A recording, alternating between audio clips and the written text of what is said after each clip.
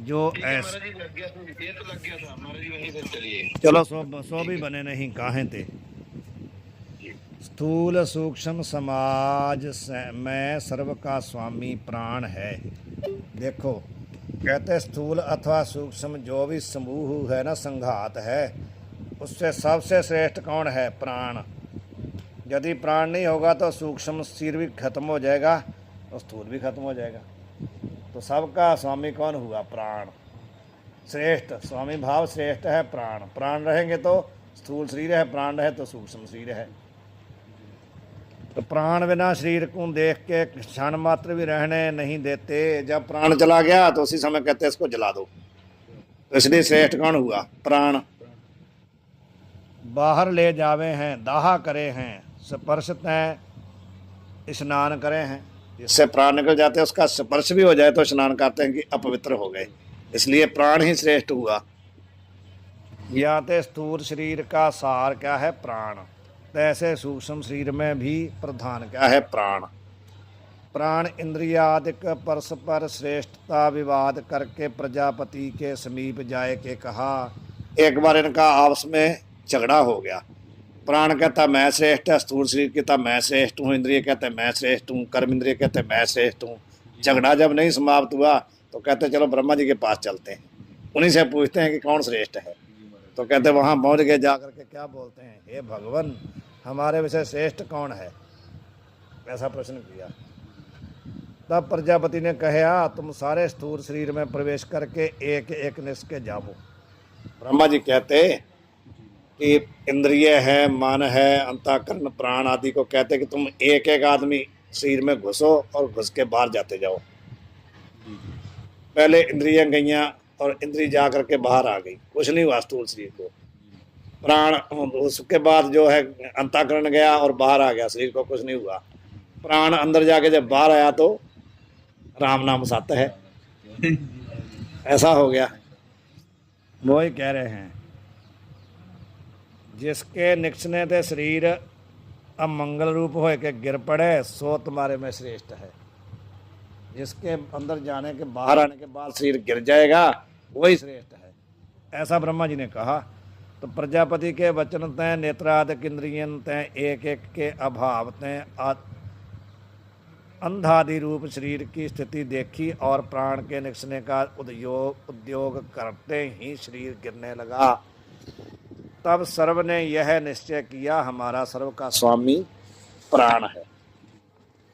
इस कारण तय तिन तय जितने शरीर में प्राण रहे उतने रहे हैं, शरीर तय प्राण के निकसते ही सारे निकस जावे हैं।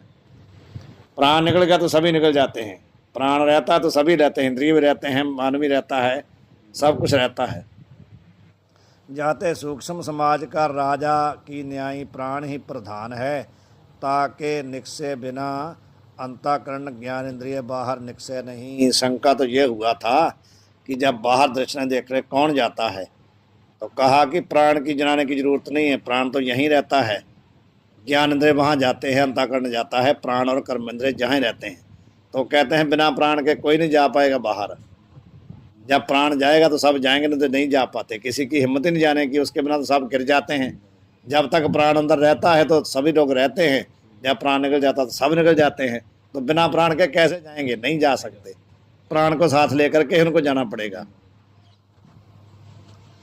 सूक्ष्म देह, तो सूक्ष्म देह का हम प्राण को ही स्वामी मानेंगे। नहीं सूक्ष्म, हाँ सूक्ष्म देह में विशिष्ट क्या है? प्राण ही है विशेष। तो जो आवागमन करता है ना, आवागमन यहाँ से मर के जाता है, आता क्या है? वो प्राण वशिष्ठ जाता है, चेतन बिना प्राण के नहीं जा सकता। प्राण ही उत्क्रमण करते हैं, प्राण ही जाते हैं। किसके जाते हैं? अज्ञानी के। ज्ञानी के लिए क्या कहा है वेद ने? एक श्रुति बोली है वेद की, न तस्य प्राणा उत्क्रामंती तस्मिन् नेवलीयते। न तस्य प्राणा उत्क्रामंती, उस ब्रह्म ज्ञानी के प्राण उत्क्रमण नहीं करते, जाते नहीं। फिर क्या होता? तस्मिन् नेवलीयते, यहाँ वो शरीर छोड़ता है, वहीं पवने में पवन समाया, ज्योति में ज्योत रल जाए, कहीं नहीं जाते, उसका आवागमन होता नहीं है। वहीं जहाँ वो शरीर छोड़ता वहीं विदेह मुक्त हो जाता। बस मुक्त तो पहले ही था वो, जब उसने शरीर छोड़ा तो उसकी मुक्ति में उतनी उतनी ही देर है जब तक उसका शरीर पात नहीं होता। बस जी महाराज। मुक्त तो पहले हो चुका है। तो वो केवल महाराज उसकी विदेह मुक्ति में उतना ही समय है जब तक उसका शरीर चल रहा है। जब शरीर छूटा तो खत्म, वो केवल प्रारब्ध को भोग रहा है। हम बस और कहीं नहीं जाएगा वो।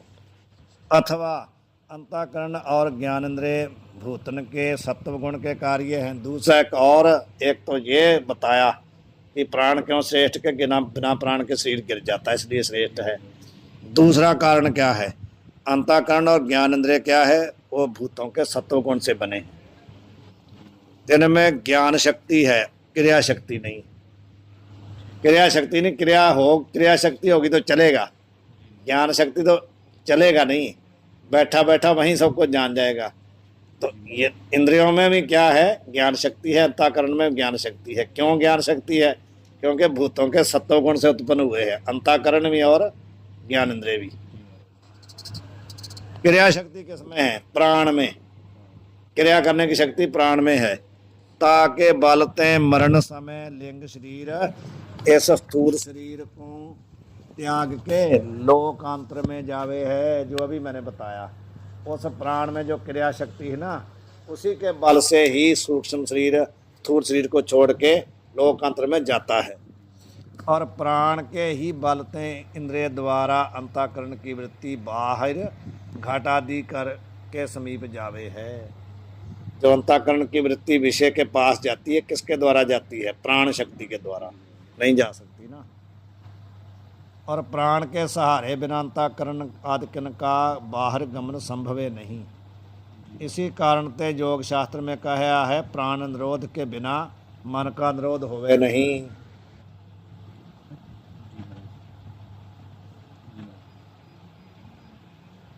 प्राण के विरोध के बिना जब तक प्राण नहीं रोकेंगे तो मन का निरोध भाव रुकना नहीं होगा, मन नहीं रुकेगा। तो प्राणायाम प्राणायाम ही जो है वो मन को साधने का कारण है। प्राणायाम करेंगे तो मन टिक जाएगा। प्राण संगली भी है ना महाराज। वो भी ग्रंथ है। हाँ जी। प्राण के संचार तय मन का संचार होवे है। प्राण निरोध तय मन का निरोध होवे है। यहाँ ते मन का निरोध रूप जो राज योगता की जिसको इच्छा होवे सो प्राण निरोध रूप हठ योग का अनुष्ठान करे। जो मन का अनुरूप राजयोग चाहता है वो क्या करे? प्राण का रोकने रूप जो हठ योग है वो करे। प्राण तो हठ से ही रोके जाएंगे ना। प्राण जब हठ से प्राण रोक लेंगे तो मन अपने आप रुक जाएगा, मन बाहर जाएगा ना, उसको जाने का इसको मोक्ष तो नहीं मान सकते ना महाराज। नहीं, मोक्ष नहीं मान सकते।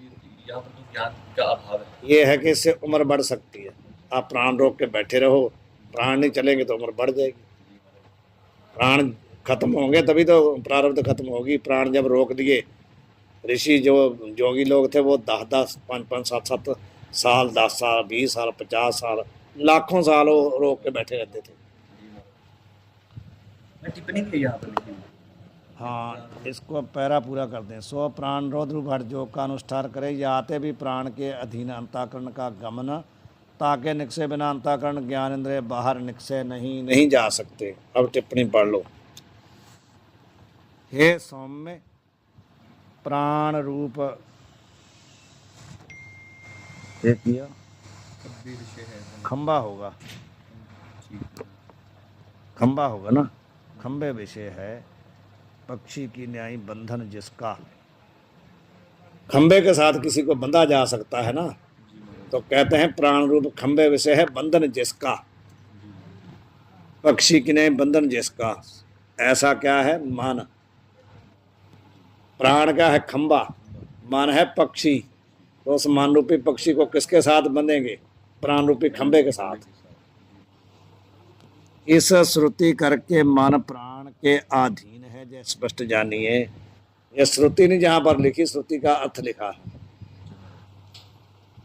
यहाँ महिल कही, ऐसा ही आगे की बात है। ये हो गया, समझ आ गई ना कि प्राण के बिना ज्ञान इंद्रिय कर्म इंद्रिय या अंतःकरण बाहर नहीं जा सकता। तो कहने का भाव है कि वहां पर लिंग शरीर पूरा ही जो है ना वो जाएगा, जब भी जाएगा प्राण के सहित जाएगा। तो स्वप्न में तो कहीं जाता ही नहीं ना। जाता नहीं है वो, तो उसकी मतलब ऐसा है, वो कह रहा है ना कि वहाँ हाथी घोड़े जो दिखते हैं वो वहाँ वही दिखते हैं जो है वहाँ पर। जाके देखता है, कहीं नहीं देखेगा, वहीं रहता है, वहीं हाथी घोड़े पैदा हो जाते हैं, कहीं नहीं पैदा हुए। कल्पित है। तीसरा क्या है, स्वप्न अवस्था में स्थूल शरीर प्राण समेत प्रतीत हो गए हैं। स्पष्ट कर दिया कि प्राण के बिना कोई जा नहीं सकता।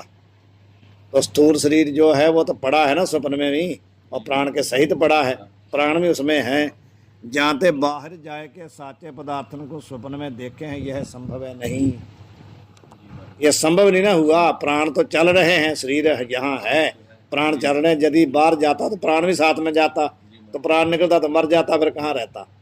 सिद्ध हो गया कि प्राण चल रहे हैं, तो बाकी भी इंद्रिय, ज्ञान इंद्रिय, कर्म इंद्रिय, अंतःकरण सब वही है। स्थूल शरीर भी है, सूक्ष्म शरीर कहीं नहीं गया, वहीं सब कुछ देख रहा है, कहीं नहीं गया। अथवा चौथा एक और बताते हैं कारण, तीन तो बता दिए।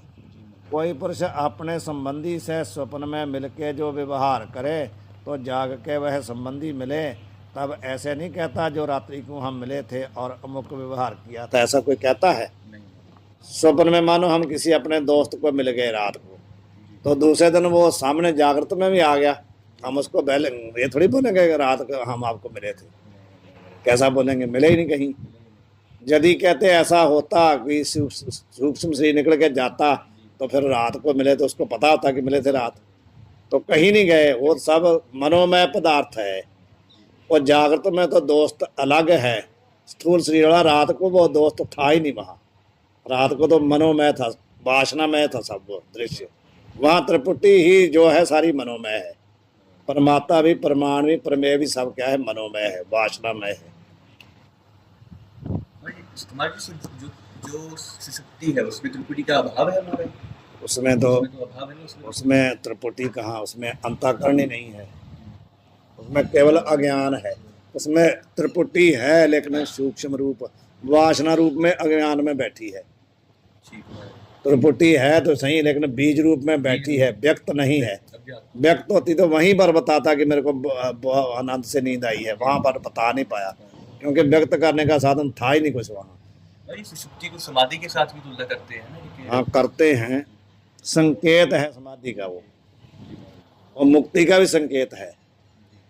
सुषुप्ति क्या है? तुरिया का भी संकेत है, लेकिन तुरिया का और सुषुप्ति का फर्क क्या है? कि जो सुषुप्ति है उसमें ज्ञान का अभाव है। नहीं, ज्ञान तो है उसमें, इसलिए तो समझ पाया कि मेरे को बहुत नींद आई। ज्ञान ने ही, जो साक्षी ने प्रकाशित किया ना, बहुत नींद आई, बहुत सुख से नींद आई। उसमें जीव ब्रह्म की एकत्व का ज्ञान है। उसमें ये है, स्वामी जी हमारे बनारस में बताते थे कि सुषुप्ति में भी हम ब्रह्म के साथ एकत्व होते हैं, तुरिया में भी होते हैं। फर्क क्या है? सुषुप्ति में हम उस ब्रह्म के साथ एकत्व होते हैं जो अज्ञात है, और तुरिया में उस ब्रह्म के साथ होते हैं जो ज्ञात है, जो पहले हमने जान लिया है। सुषुप्ति में तो हम डायरेक्ट हो रहे हैं, हमने जाना कुछ नहीं है, लेकिन फिर भी ब्रह्म में तो जाते ही हैं हम, लेकिन वो अज्ञात ब्रह्म है। तुरिया वाला जो ब्रह्म है, जो ज्ञात है, हमने पहले शास्त्र से सुना है, तब उसके साथ हम जान को, उसको समझ के फिर उसके साथ अभेद हुए हैं। इतना फर्क है बस। और पूर्व पक्षी की रीति से तो बाहर निकस के तांसबंदी से मिलके व्यवहार साचा किया है। ता मिलने का और व्यवहार का ज्ञान संबंधी को चाहिए और मिले। जब संबंधी ने कहा चाहिए, संबंधी ने कहा चाहिए, और सिद्धांत में तो संबंधी और ता का मिलाप सब अंतर ही कल्पित है। यदि मिले होते बाहर जाके तो बोलता ना वो, लेकिन मिले ही नहीं कहीं, कल्पित है सिद्धांत के अनुसार। पांचवा कारण और बताते हैं, जो बाहर जाए के साचे पदार्थन को देखे, तो रात्रि में सोया पुरुष हरिद्वार में मध्यान्ह के सूर्य तय तपे महल गंगा तय पूर्व और नील पर्वत गंगा तय पश्चिम देखे है। यदि कहते बाहर निकल के ही साचे पदार्थों को देखता है ना, तो क्या हुआ? हरिद्वार में कोई पुरुष था, उसने कहते मध्यान्ह में तो सूर्य तपे महल को देखा गंगा के पूर्व, और नील पर्वत को गंगा के पश्चिम देखा। कहाँ रात्रि में मध्याह्न का सूर्य नहीं। जी महाराज कहाँ है सूर्य वहाँ? है ही नहीं वहाँ। यदि बाहर जाके ही देखता है तो क्या उसने देखा कि सूर्य तप रहा है, तपे हुए महल को उसने गंगा के पूर्व देखा और नील पर्वत को गंगा के पश्चिम देखा, लेकिन देखा कहाँ? तपे हुए सूर्य के समय, दोपहर के समय। और रात्रि को दोपहर कहाँ? रात्रि को दोपहर कहाँ? रात्रि में मध्याह्न का सूर्य नहीं, गंगा ते पूर्व दिशा में हरिद्वारपुरी नहीं, और गंगा ते पश्चिम नील पर्वत नहीं। दोनों ही काम है ही नहीं वहाँ। कल्पित यहाँ पे भी साचे पदार्थों का देखना स्वप्न में असंभव है, और जागृत की स्मृति अथवा ईश्वरकृत पर्वतादिकन का बाहर निक्ष के स्वप्न में ज्ञान होवे है। इन दोनों पक्षों का निराकार किया, दोनों पक्ष हटा दिए। ठीक है जी महाराज। समझ आ गई महाराज? बाहर जाके कोई पदार्थों को नहीं देखता है, अच्छा जी। और ईश्वरकृत भी नहीं है वो पदार्थ। दोनों पक्षों का निराकरण किया। ना तो बाहर जाके देखना संभव है, ना ही वो पदार्थ ईश्वरकृत हैं। जागृत के पदार्थ हैं ईश्वरकृत, स्वप्न के नहीं। स्वप्न के क्या हैं? मनोमय है, वासनामय है, वासना से हैं, मन से, मन का संकल्प है। मिथ्या परम और स्वप्न मनोर्थ, यही ना थे वो सत पदार्थ जानिया। जिवें ਇਹ ਸ਼ੰਕਾ ਕਰ ਰਿਹਾ ਨਾ ਤਰਕ ਦ੍ਰਿਸ਼ਟੀ, ਉਵੇਂ ਸਾਡੀ ਕਹਿੰਦੇ ਹਾਲਤ ਉੱਤੇ ਨਾਮਦੇਵ ਜੀ ਕਹਿੰਦੇ ਸਾਡੀ ਹਾਲਤ ਕੀ ਆ? ਮਿਥਿਆ ਭਰਮ ਅਰ ਸੁਪਨ ਮਨੋਰਥ ਸਤ ਪਦਾਰਥ ਜਾਣਿਆ। ਜਿਵੇਂ ਇਹ ਕਹਿੰਦਾ ਬਾਹਰ ਜਾ ਕੇ ਅਸਲੀ ਦੇਖਿਆ, ਉਵੇਂ ਆਪਣਾ ਵੀ ਹਾਲ ਇਹੋ ਹੀ, ਆਪਾਂ ਨੂੰ ਅਸਲੀ ਲੱਗਦੇ ਆ। ਸੁਪਨ ਕੇ ਵੀ ਔਰ ਭ੍ਰਾਂਤੀ ਕੇ ਜਾਗਤ ਕੇ ਦੋਨੋਂ ਅਸਲੀ ਲੱਗਦੇ ਆ, ਕਹਿੰਦੇ ਸਤ ਲੱਗਦੇ ਆ। ਰਾਮਦੇਵ ਜੀ ਕਹਿ ਰਹੇ ਆ ਵੀ ਸੁਪਨ ਦੇ ਪਦਾਰਥ ਵੀ ਅਸਲੀ ਲੱਗ ਰਹੇ ਆ, ਤੇ ਭ੍ਰਾਂਤੀ ਪਦਾਰਥ ਕਿਹੜੇ ਜਾਗਰਤ ਕੇ ਵੀ ਅਸਲੀ ਲੱਗ ਰਹੇ ਆ। ਮਤਲਬ ਕਿਆ ਹੋਇਆ? मतलब यही ਵੀ ਸਾਡੀ ਹਾਲਤ ਵੀ ਤਰਕ ਦ੍ਰਿਸ਼ਟੀ ਵਾਲੀ ਆ। ਅਸੀਂ ਕਨਿਸ਼ਟ ਅਧਿਕਾਰੀ ਆ, ਨਾ ਹੀ ਮੱਧਮ ਆ, ਨਾ ਹੀ ਉੱਤਮ ਆ। ਕਨਿਸ਼ਟ ਅਧਿਕਾਰੀ ਇਹੀ ਵੀ ਆ, ਨਾ ਹੀ ਉੱਤਮ ਨਾ ਮੱਧਮ ਆ। ਇਹੋ ਹੀ ਹਾਲ ਜੋ ਇਹਨੇ ਪ੍ਰਸ਼ਨ ਕੀਤਾ, ਉਹੀ ਸਾਡਾ ਉੱਥੇ ਹਾਲਤ ਦੱਸੀ ਹੈ ਵੀ ਸਾਡੀ ਐਸੀ ਆ। ਸਾਨੂੰ ਕਿਹੜਾ ਪਦਾਰਥ ਝੂਠਾ ਲੱਗਦਾ? ਇੱਥੇ ਕੋਈ ਨਹੀਂ ਲੱਗਦਾ, ਸਾਰੇ ਸੱਤੇ ਹੀ ਲੱਗ ਰਹੇ, ਸਭ ਸੱਚੇ ਲੱਗ ਰਹੇ। ਵਾਹਿਗੁਰੂ ਜੀ ਕਾ ਖਾਲਸਾ, ਵਾਹਿਗੁਰੂ ਜੀ ਕੀ ਫਤਿਹ।